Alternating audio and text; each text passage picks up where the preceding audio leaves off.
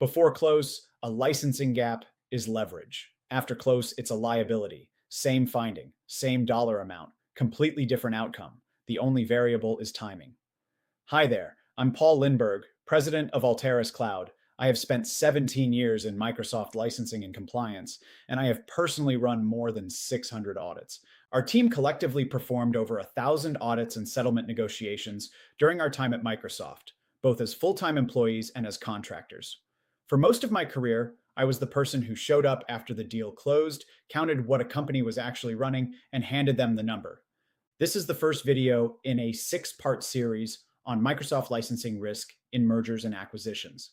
In this one, I want to explain why that number exists in the first place and why it almost never surfaces during diligence. Here's the thing about M and A due diligence. It's a mature discipline. Financial diligence is rigorous. Legal diligence is rigorous.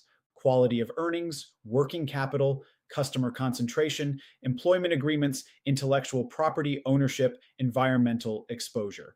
All of it gets checked by someone whose specific job is to check it.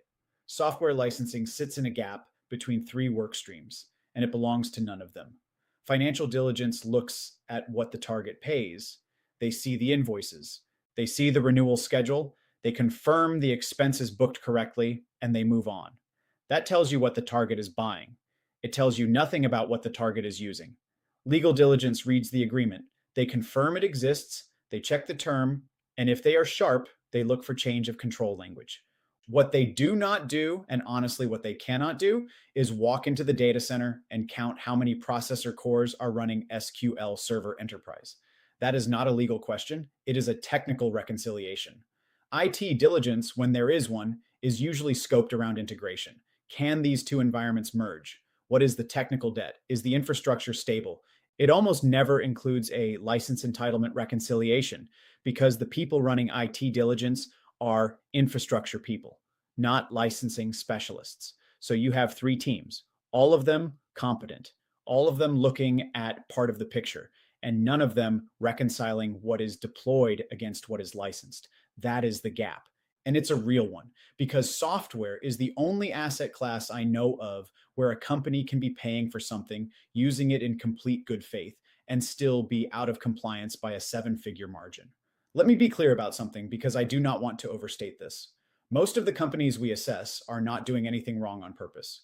Licensing is genuinely complicated. Product terms change. Environments grow organically.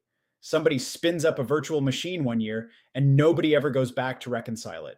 A company gets acquired, gets absorbed, and inherits an environment nobody fully documented. That's not fraud, that is entropy. But entropy still produces a number. And when that number surfaces after close, it's your client's number.